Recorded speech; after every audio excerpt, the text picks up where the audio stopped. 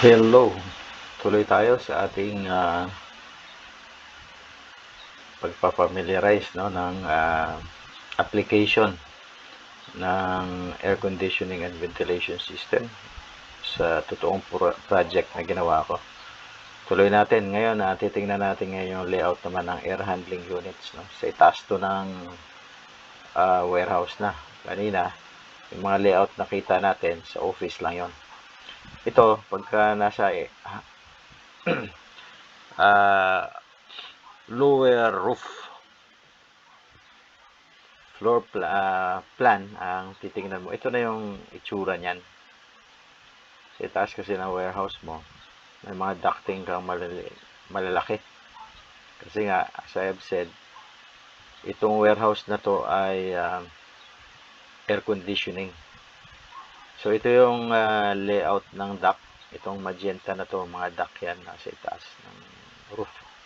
At high, mataas yan ang kanyang location. So, titingala ka, no? So, yung kanina, previously, yung discuss ko, sa ibaba nito, yung office. Yung mga layout na yon. Meron tayong ground floor, tapos ng ground floor, first floor, ganun ang parang nomenclature ng kanilang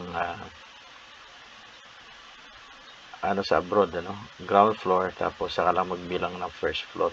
Hindi kagaya sa Pilipinas, yung ground floor, ayan na yung first floor, next level, second floor. Sa kanila hindi, ground floor, tapos first floor, second floor.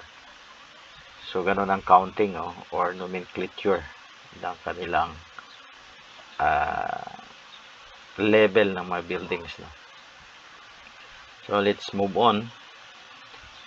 Ito yon, yung portion na to. Dito, titingin tayo sa roof. Ito sa lower roof to Ngayon, titingnan natin yung outdoor unit na nagsusupply nito. So, sa labas na yon, outside the roof, ito na siya. Sa next slide. Yan. So, ito yung roof.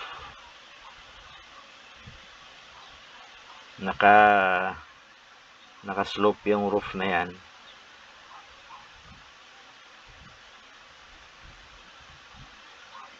Naka-slope yan. Pupunta rito.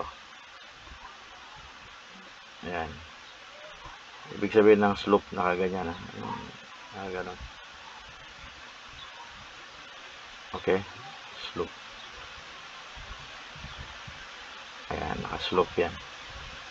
Pababa. So, pag umulan, pupunta rito yung tubig, pababa. Roof nga Tapos, ito yung ating AHU. Parang alabo. Drawing to. Kinuha ko lang sa drawing, actual na drawing. Silagay sa PowerPoint. Ito ang AHU mo. Ito yung AHU. So, papasok dito. May inlet of air ka. May filter. Inlet of air mo, siyempre, merong volume control damper. Normally, yan, motorized damper yan. Pagkatapos, may first stage filter ka. Tapos, may airbag. Tapos, nandiyan na yung coil mo. Cooling coil. So, yung cooling coil, series ng pipe yan. In this case, ganyan yan. Gaganon. Gaganyan. Gaganyan. Gaganyan. Dikit-dikit yan para pagka dumaan yung hangin, parang madaling drawing na kaganyan. Pag dumaan ang hangin, supposed to be ang hangin galing dito, lalabas dyan. Magta-touch dito yung hangin. Dito sa portion na to. Malamig yan. So, lalamig yung hangin paglabas. T-in. T-I na lang, T-out. So, kagaya ng na-discuss natin na yung chiller mo rito or chilled water pipe, 6 degrees Celsius yan eh. Pagkagaling ka rito, papasok yan. 6 degrees Celsius. Paglabas, pabalik doon sa return sa chiller, 12 na yan. Diba? So, yung delta T is almost 6. So, dapat namin maintain yan. So, tapos, meron ka uling ano rito, parang maliit pala yung drawing na to. Meron ka uling heating coil para bumaba yung humidity. Sorry, para pag cool niya, i-reheat niya para makontrol niya yung RH, no? Tapos, siyempre, meron kang fan sa loob ng AHU. Tapos, lalabas na yan dito. Outlet. Meron ka uling damper, no? Kagaya na sinasabi ko yung damper, ano yan? Ayan, parang blade, para siyang ano, jealousy, no? Sa mga bintana sa bahay. Yan. Pero hindi siyempre salamin, ano? Yun yung concept. Ito, made of ano yan, aluminum. Yan, aluminum. Pag binuksan yan, horizontally, parang ganito section yan.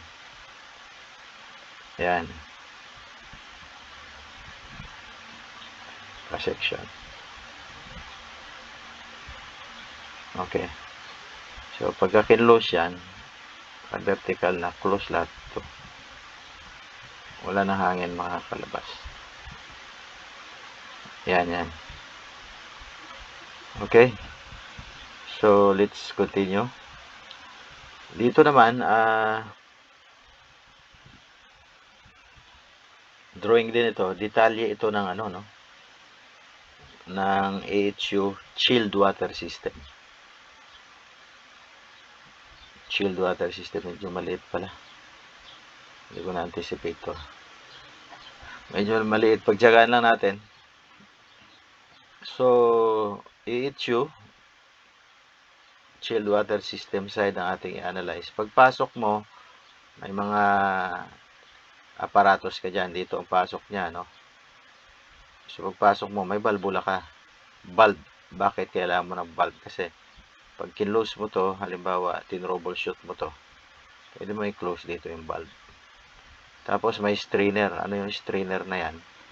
Ang purpose niyan ay para i-filter yung water. Baka mamaya may mga debris papasok sa coil mo. Malilit na yung coil mo eh. Yung coil is a pipe, no? Na nagko-coil nga. Ibig sabihin ng coil yung paikot-ikot. Sinadya yan. Okay na, paikot-ikotin. Tapos may pressure gauge ka. Tapos may valvula ka ulit. Okay. Valvula. Tapos papasok na yan sa loob ng coil. Ito. Ayan, papasok na yan dyan. So, sa field, ito ginagawa to. Tapos, i-connect mo dyan sa AHU. Bago mo i-connect, dapat lilinisan mo na yung system. So, may bypass dito, ano? Ibig sabihin ng bypass, may pipe ka lang dito. Pwede kang maglagay ng bypass pala rito. Habang nililinisan mo yung system, hindi mo papasukin yung tubig dito sa loob. Kasi nga, baka marumi. So, dito lang iikot. Magkaroon ka ng pipe dyan. Para pag bukas mo itong valvula, papasok yung tubig dyan. Babalik, iikot lang. Hindi pa siya papasok sa system. Pagka malinis na yung tubig mo rito, saka mo lang bubuksan to. Yun ang purpose ng bypass. So, mayroon kang valve dyan in between para i-close mo. Pag i-close mo, siyempre, papasok na yung tubig dito. Hindi na pa pupunta doon. Ito, bukas na rin itong valvula mo rito. Okay. Paglabas niya, Ganun na naman, may pressure gauge, valvula, pressure gauge, para malaman mo yung pressure. Pag mataas ang pressure mo, siyempre, may problema.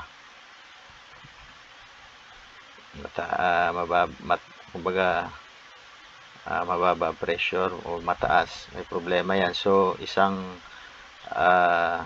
paraan yan para ma-identify mo kung ano problema ng AHU sa water side. Tapos, may pressure and temperature din yan pala, no? Temperature. Tapos, valvula uli. Lalabas na naman doon. Tapos, siyempre, ang AHU, hindi rin wawala ng condensing. Kukondensate yan eh. Ito, pag dumaan yung hangin dyan, di ba? Magta-touch dyan, magkukondensate yung water vapor doon sa ating air. So, sasaluin niya ng pan. May pan yan dito. Tapos, yung pan mo, mayroong drain, pipe, tapos may P-trap yan. Ito yon, P-trap. Ibig sabihin, may tubig yan dito somewhere. Para yung hangin, di babalik dito. Masangsang na hangin. Kasi pupunta to sa system eh. Eh, paano kung marumi na yun? Yung pipe to eh. Tatapon niya somewhere. Eh, kung kunyari may mabaho doon, so hindi babalik dito sa unit.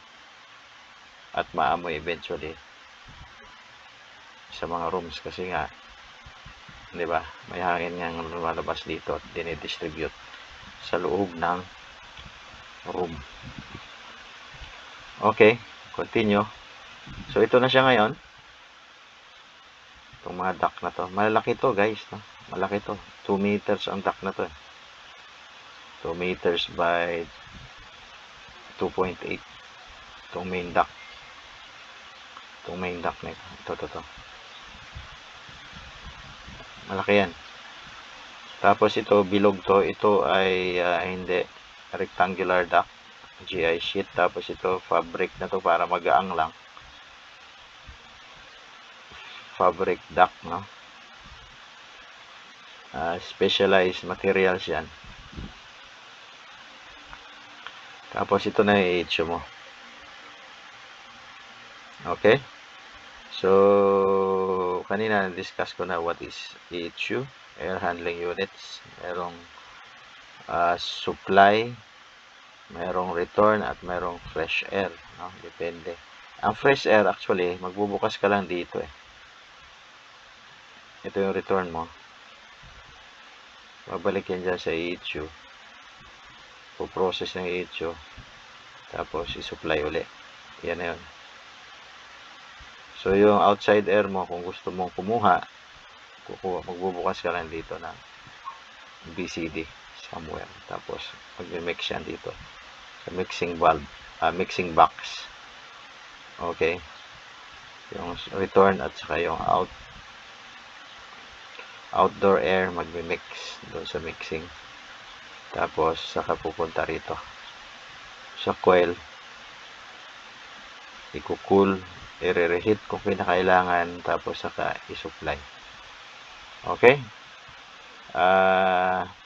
Thanks.